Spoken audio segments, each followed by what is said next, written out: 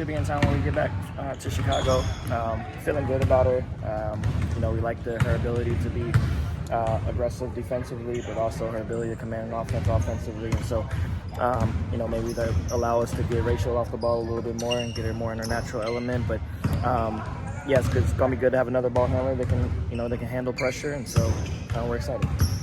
So any updates on injuries? Obviously, we saw Angel out there participating for a little bit. Didn't see Ariel. Just any updates for us? Yeah, Angel should be good to go. Haley's still a game time decision. So.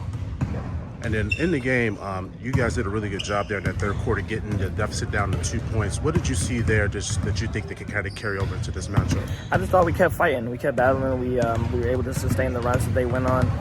We were able to get timely shots at times and get some stops when we needed them. And but Indiana, credit to them. They're a formidable offensive opponent. And so, but I was very happy with the fight that we had. Obviously, being down the bodies that we were. But I thought our effort and our attention to detail in the moment was what kind of propelled us to be able to do that. Coach, what did you kind of see in Stephanie that you thought, or you with Jeff, that you guys thought that she would be a good fit for this guy? And kind of what have you guys really been looking for to try to fill in these gaps for all these single players? Well, she also comes with experience. She's got a lot of international experience, and she's got a couple of years of W experience. So she knows the pressures that come with it. She also knows, that there's a void that she can fill in terms of being able to be another ball handler as we're down, a couple of injuries in our guard spots. And so her to be able to, again, learn our offense and being able to organize us, again, through the flow of the game is certainly something that's important for us, and I think she'll fit in pretty well. And if Haley remains out, are you guys going to look for any additional hardship contract players? I'm sure we would, but we're still evaluating the timetable on how long she'll be out. Kind of random. Are you a big analytics guy? Do you incorporate that a ton into your everyday?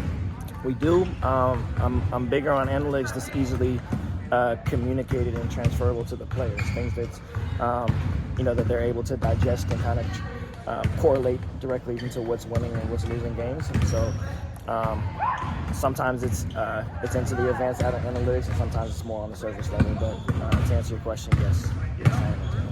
Has that always been you, or have you kind of incorporated that more?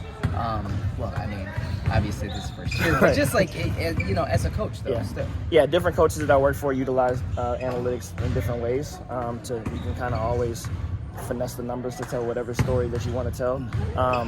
But it's been something that's been growing year to year. Across the world, whether it's international, whether it's college, whether it's NBA, WNBA, what have you. So yeah, I've been accustomed to it, but still learning, just how in depth we need to go for our team. Are there certain metrics that you can share, if you can share? Are there certain metrics that are more important to you than others? Yes, but we will keep that with us. Gotcha. Cool. Coach, you guys mixed up the coverages pretty well there against the Fever. Is that something that you guys kind of are tinkering with? Is that something that you think that you guys can kind of integrate a little bit more in the future? Yeah, I think we have to continue to be creative, especially being down bodies. We got to find different ways to mix things up defensively and maintain our rhythm, but throw the rhythm off of our opponents. And so whether that's zone or whether that's different things that we do out of man, we'll continue to find ways to mix it up. I had a quick question on scheduling. Has this year's schedule felt different to you in any way? Part of why I asked if a lot of players just have been commenting on it. Yeah, it has for sure felt that way. We had a heavy road schedule the first part of the year, but just in general, with the condensed, or what it feels like to be a condensed schedule, certainly is different. I don't know if that's because coming off of an Olympic year where it was that huge gap that made it feel maybe a little longer than normal. But yeah, this year's certainly been tough, especially for us with the injuries. Yeah.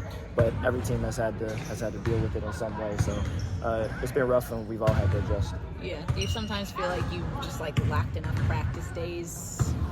Yeah, for sure. But I think that's kind of no matter what. Yeah, you always want more practice days. I think even with the 2-week training camp is a little bit shorter than what we'd like, and really not even 2 weeks if you have as many preseason games as we had. And so again, it's not anything that only the Sky deal with, and so as a league, we just got to continue to adjust.